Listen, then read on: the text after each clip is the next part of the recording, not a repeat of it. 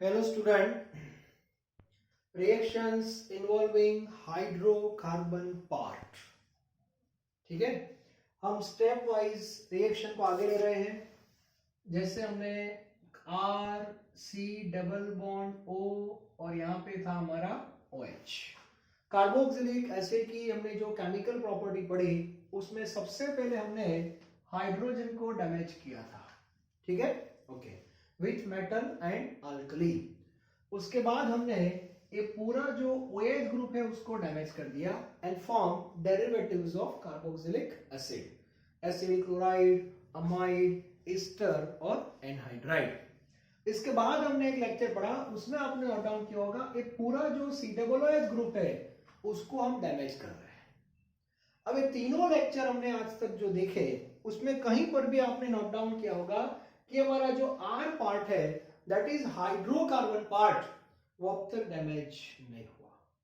ठीक है, तो आज का जो लेक्चर है वो स्पेशल उसके लिए है। ज्यादा रिएक्शन नहीं है, लेकिन जो भी 2-3 रिएक्शंस हमारे पास है टेक्स्ट बुक में वो हम स्टडी करने वाले हैं। और ये रिएक्शन को बोलते हैं HVZ reaction and that is Hell Volhard Zelinsky reaction.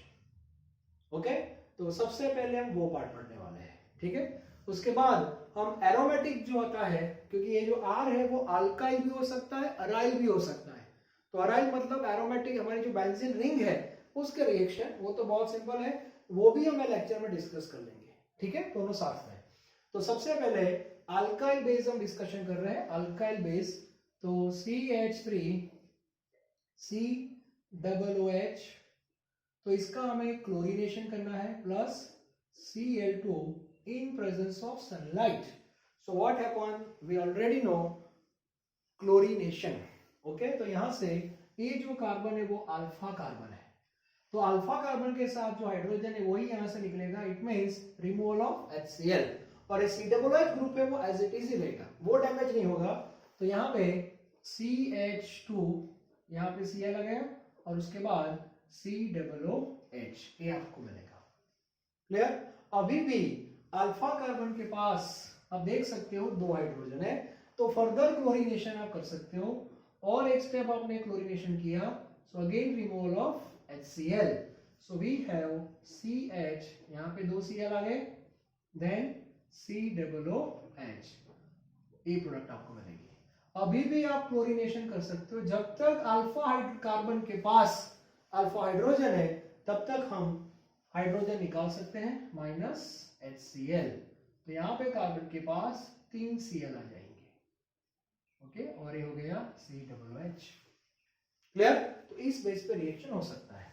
मान लो कि हमने ब्रोमीन यूज किया, फॉर एग्जांपल CH3CH2 और यहाँ पे COOH, तो यहाँ पे मैंने Br2 यूज कर दिया, ब्रोमीनेशन। ओके, तो ब्रोमीनेशन जब आप यूज करोगे तो फिर से माइनस क्या होगा, HBr। ठीक है, तो यहाँ पे ये अल्फा कार्बन है और ये बीटा कार्बन है, तो अल्फा से H निकलेंगे एक्चुअली, सो CH3CHBr देन COOH। अभी भी अल्फा के पास एक हाइड्रोजन है, तो फिर से इसका ब्रोमिनेशन कर सकते हो। ओके, सो CH3C, यहाँ पे 2 Br आ जाएंगे, then COOH। Clear? Bromination reaction आगे अब नहीं होगा, मतलब अल्फा के दोनों हाइड्रोजन निकल गए, अब यहाँ पे बीटा कार्बन होता है, तो बीटा कार्बन के जो हाइड्रोजन है वो ब्रोमिनेशन में रिप्लेस नहीं हो सकते। हाँ, but keep it in mind, यहाँ पे यदि क्लोरीन है, आप क्लोरीनेशन कर रहे हो, तो क्लोरीनेशन में चेन आगे बढ़ सकती है।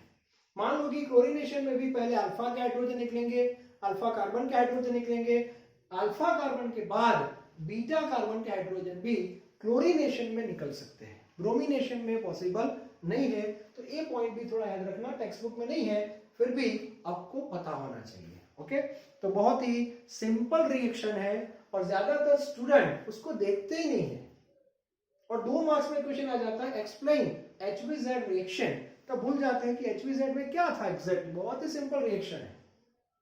ओके, तो यहाँ पे मैंने जो R लिया है दैट इज अल्काइल। अब हम बात करेंगे as a R, aryl group, और अराइल ग्रुप में जो रिएक्शन होंगे वो तो हमारे आगे जो पढ़े थे वही है, that is electrophilic substitution. Electrophilic substitution word हमारे दिमाग में आता है तो 5 रिएक्शन आपके सामने आने चाहिए, नाइट्रेशन, सल्फोनेशन, हेलोजिनेशन, अल्काइलेशन और acylation. Last 2 that is Friedel craft. लेकिन जहां जहां पे कार्बोनिल ग्रुप होता है वहां पे फ्रीडल क्राफ्ट रिएक्शन पॉसिबल नहीं है, तो यहाँ पे हम 3 ही रिएक्शन पढ़ेंगे। आप बोलेंगे कार्बोनिल ग्रुप कहाँ कहाँ पे होता है, तो एल्डिहाइड में होता है, मतलब बेंजाल्डिहाइड में रिएक्शन नहीं होगा, बेंजोइक एसिड में नहीं होगा, एसिटोफिनॉल में नहीं होगा, ठीक है। तो यहाँ पे 3 ही रिएक्शन पढ़ेंगे हम, बहुत ही सिंपल, ज्यादा दिमाग नहीं लगाना है। तो एरोमेटिक के बेस पे हम जा रहे हैं, अराइल है और यहाँ पे COOH रिएक्शन यहाँ पे होगा और इसको हम बोलते हैं बेंजोइक एसिड। क्लियर। तो सबसे पहले हम 3 रिएक्शन ही पढ़ने वाले हैं। First one that is simply nitration. Nitration में एज अ इलेक्ट्रोफाइल क्या होगा, that is NO2+। Second one that is sulphonation.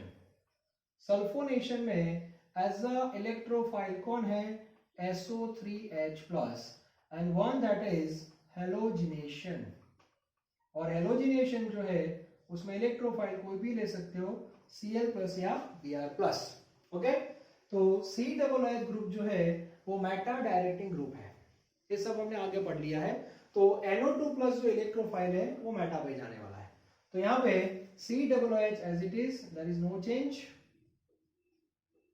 COOH और मेटा पे आ जाएगा हमारा NO2। सल्फोनेशन में मेटा पे कौन सा ग्रुप आएगा, दैट इज SO3H, ये भी क्लियर होना चाहिए। और हेलोजिनेशन मान लो कि क्लोरीन है तो क्लोरीन जो आएगा वो भी मेटा पे आने वाला है, ठीक। यहाँ पे तो इस बेस पे 3 रिएक्शन हम पढ़ सकते हैं। HBZ का पार्ट है वो यहाँ तक ही है, याद रखना। HBZ इसको नहीं बोलते रिंग वाले, ये अलग चीज है, इसको हम रिंग सब्स्टिट्यूशन भी बोल सकते हैं, रिंग सब्स्टिट्यूशन। तो ये लेक्चर के बाद कार्बोक्सिलिक एसिड की जो भी केमिकल प्रॉपर्टीज थी वो हमने यहाँ पे कंप्लीट कर दी है। तो हमारा जो चैप्टर था aldehyde, ketone and carboxylic acid, उसके एक्चुअली 2 पार्ट थे। One that is aldehyde and ketone and second carboxylic acid. सबसे पहले हमने एल्डिहाइड कीटोन की प्रिपरेशन पढ़ी थी, उसके 3 लेक्चर मैंने आपको दिए थे। One for preparation of aldehyde and ketone both, तो ऐसे रिएक्शंस जहां से एल्डिहाइड भी मिल सकता है और कीटोन भी मिल सकता है। उसके बाद हमने पढ़ा प्रिपरेशन ओनली फॉर एल्डिहाइड और उसके बाद हमने पढ़ा प्रिपरेशन ऑफ कीटोन ओनली। तो ऐसे 3 लेक्चर्स हमने स्टडी किए हैं। उसके बाद उनकी केमिकल प्रॉपर्टीज, केमिकल प्रॉपर्टी में सबसे पहले हमने ऑक्सीडेशन पढ़ा, उसके बाद हमने रिडक्शन पढ़ा, उसके बाद कंडेंसेशन, उसमें क्रॉस आल्डोल वो इंपॉर्टेंट है, बाद में कैनिजारो पढ़ा और उसके बाद न्यूक्लियोफिलिक एडिशन। न्यूक्लियोफिलिक एडिशन बहुत है विथ सोडियम बाइसल्फाइड NaHSO3। उसके बाद हमने पढ़ा HCN, उसके बाद हमने पढ़ा अल्कोहल, ग्रिग्नार्ड, ये सब, और लास्ट में एमोनिया और उसके डेरिवेटिव। तो ये सब एल्डिहाइड कीटोन जो है उसकी केमिकल प्रॉपर्टी थी। वहां भी ऐसे रिंग सब्स्टिट्यूशन लास्ट में देखा था, क्लियर। और उसके बाद हो गया कार्बोक्सिलिक एसिड। तो सबसे पहले उसमें कार्बोक्सिलिक एसिड की हमने प्रिपरेशन पढ़ी थी। हाइड्रोकार्बन से बन सकता है, अल्कोहल से भी बन सकता है, एल्डिहाइड कीटोन से भी बन सकता है। तो 2 लेक्चर ऐसे मैंने लिए थे कार्बोक्सिलिक एसिड की प्रिपरेशन में। और उसके बाद कार्बोक्सिलिक एसिड की केमिकल प्रॉपर्टीज, उसमें 4 लेक्चर मैंने आपको डिलीवर किए हैं। एक जो था उसमें हाइड्रोजन, दूसरा में OH, थर्ड में पूरा COOH, और आज का जो लेक्चर है उसमें पूरा R अल्काइल भी हो सकता है और अराइल भी हो सकता है। तो वहां से हमने हाइड्रोजन को रिप्लेस किया है। ओके, तो जनरली ये पूरा जो चैप्टर है, जो टॉपिक है, वो यहाँ पे कंप्लीट हो रहा है। Thank you very much.